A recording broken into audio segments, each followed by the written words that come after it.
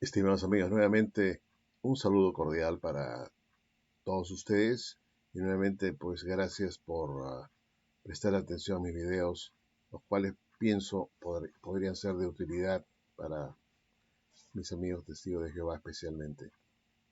En, esta, en este video quiero tocar un tema que es harto conocido por todos ustedes, en el sentido de que la iglesia de Cristo está fundamentada, ¿no es cierto?, por básicamente, como dice acá en Efesios 2:20, edificados sobre el fundamento de los apóstoles y profetas, siendo la principal piedra del ángulo Jesucristo mismo.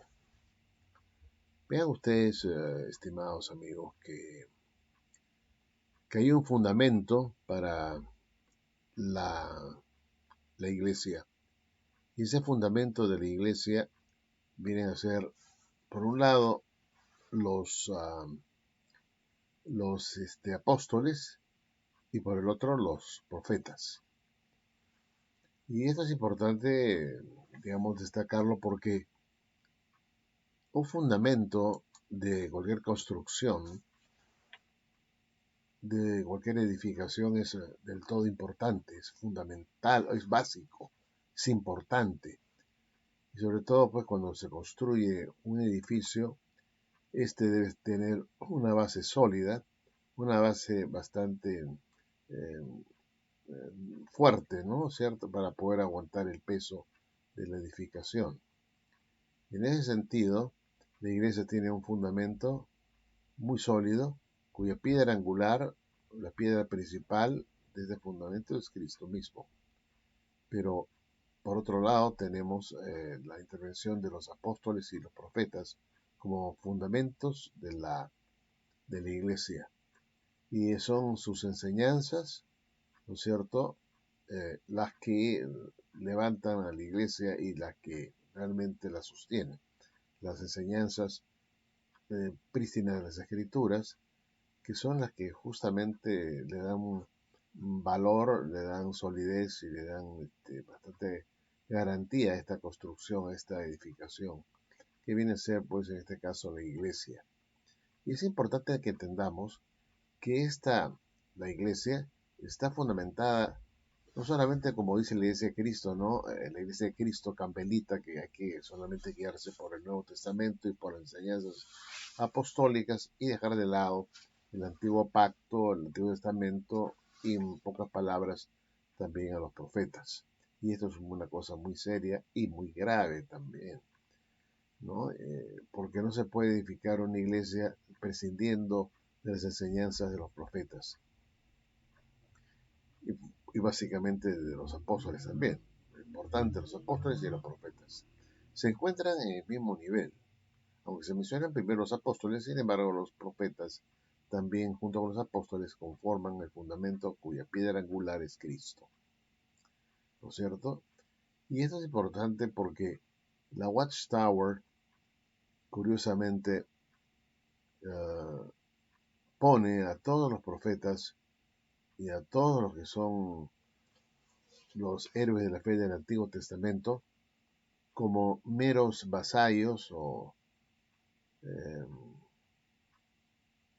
herederos del paraíso, como sujetos que van a quedarse en la tierra junto con la grande muchedumbre. O en otras palabras, que estos también pertenecen a la grande muchedumbre, los profetas, que ellos no son ungidos, que ellos no han sido llamados a básicamente ser parte del cuerpo de Cristo, que es la iglesia, ¿no? La iglesia. Y esto es muy grave porque los testigos de Jehová pues enseñan que la cabeza es Cristo y el cuerpo son los ungidos, pero por otro lado también nos ponen ahí a las otras ovejas como parte de la iglesia, cuando en realidad ellos dicen que la iglesia o el cuerpo de Cristo solamente lo componen 144,000 personas. Y ahí está la gran contradicción que tiene la Watchtower, de decir por un lado que la iglesia o el cuerpo de Cristo son los 144,000, pero por otro lado dicen que también las otras ovejas son parte de ese cuerpo, como si Jesús tuviera dos cuerpos. Y mientras la Watchtower no se defina bien este asunto, su enseñanza de las dos clases resulta inverosímil y realmente nada bíblica. Pero lo importante acá es que entendamos que tanto los profetas, a quienes la Watchtower los ubica como simplemente vasallos del reino, son parte del fundamento de la iglesia junto con los apóstoles.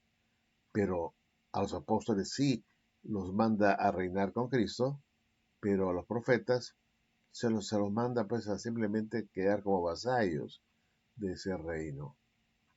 ¿Y cómo puede ser posible esto si ellos, tanto los profetas como también los apóstoles, constituyen el fundamento de la iglesia? Si ponemos a las otras ovejas, o ponemos, para ser más claros, a los profetas como parte de las otras ovejas, entonces tendríamos que hacer lo mismo con los apóstoles, porque ambos, los apóstoles como los profetas, constituyen, en, junto con Cristo como la piedra angular, el fundamento sólido de la iglesia. Repito, si vamos a poner a los profetas dentro del grupo de la grande muchedumbre o de las otras ovejas, tendríamos que hacer lo propio con los apóstoles, colocarlos también en el mismo nivel, tendrían que quedarse en la tierra y gobernar en la tierra. Y de hecho yo creo que van a gobernar en la tierra. Ya están llamados ellos a ser los herederos de este mundo. Y aquí establecer el reino que tanto se habla en el Antiguo Testamento, como también Jesús habló de la restauración del reino a Israel. Dicho esto, estimados amigos, no podemos, si usted es amigo, si usted es testigo de Jehová, y me viene a decir de que aquellos profetas del Antiguo Testamento simplemente van a ser los vasallos del reino, entonces también diga lo mismo en cuanto a los apóstoles, que van a ser los vasallos del reino, porque el fundamento de la iglesia son tanto los profetas como los apóstoles. Tiene que ser usted coherente. Pero claro, usted me dirá, bueno, si nos mandamos tanto a los profetas como a los apóstoles a vivir en la tierra, ¿quién reinaría con Cristo? Porque para la Watchtower hay un grupo pequeño, 144.000, que reinan desde los cielos. Pero yo creo que van a reinar en la tierra, ¿cierto? Ese es mi punto de vista, ya lo he sostenido en otras oportunidades. Pero es interesante que entendamos esto, que la iglesia, si bien lo constituye los ladrillos que se van levantando y todo el ornato dentro de la iglesia, también lo constituye el fundamento, es la base. Todo es la iglesia, en la base donde se sostienen las paredes y los techos de esta iglesia, ¿no? Entonces, si el fundamento no es bueno, entonces se viene todo abajo. Y entonces debemos decirles a ustedes que el fundamento es sólido, tan sólido que hay garantía de que la iglesia pues no desaparezca, ¿no? Las puertas del Hades no prevalecerán contra ella. Y en ese sentido, repito, no podemos, como hacen los testigos de Jehová, decir que los profetas tienen una esperanza menor y que los que son de la época de Cristo en adelante, sobre todo aquellos que eran los apóstoles y los discípulos de estos, sí tienen una esperanza mejor o mayor, cuando en realidad se interpretan mal las escrituras cuando se habla de tienen una esperanza mejor. Y eso lo vamos a hablar en otro estudio. El asunto es de que hay, según el libro de Efesios, una sola esperanza de nuestra vocación. Hay dos. Hay una esperanza. Hay un Señor, hay un Evangelio, ¿no es cierto? Entonces no podemos nosotros decir que hay dos esperanzas para gente que trabaja igual, ¿no es cierto? Bueno, en ese sentido, el video de hoy es para hacerles notar a ustedes que los héroes de la fe del Antiguo Testamento, porque también eran profetas, ellos están dentro de la iglesia, no están fuera, están dentro de la iglesia. Y la iglesia es el cuerpo de Cristo. Y el cuerpo de Cristo está llamado a reinar con él. Cabeza y cuerpo se sientan en el trono a reinar. No solamente Jesús como cabeza se sienta en el trono, tendría que sentarse con su cuerpo. Y el cuerpo tiene que ser todos aquellos que son de la fe. Y por eso cuando uno se bautiza, nosotros somos añadidos a la iglesia, según el libro de los Hechos, capítulo 2 y versículo 46 o 47, por ahí está. ¿No? Son añadidos a la iglesia.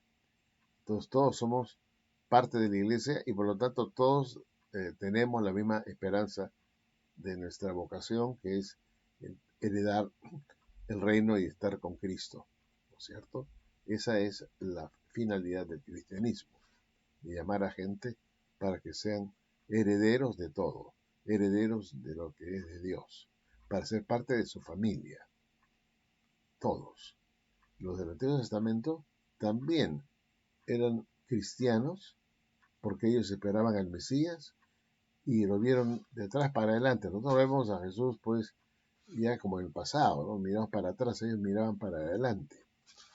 Y por otro lado, ellos también esperaban, como nosotros esperamos, su establecimiento del reino, que no se ha producido todavía, aunque nos quieran hacer creer ese cuento los llamados testigos de Jehová. Porque tiene que él volver primero y sentarse en su trono. Volver, no irse, sino volver. Cuando él regrese, se sentará en su trono.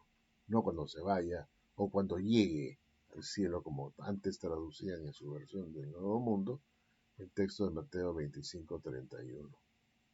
Bueno, estimados amigos, esto era lo que quería comentarles en cuanto a los héroes de la fe del Antiguo Testamento, que para la Watchtower tienen simplemente una esperanza terrenal y que no son en sí parte del cuerpo de Cristo y beneficiarios de todas las promesas, ¿no? Sobre todo de estar con Cristo y reinar con Él.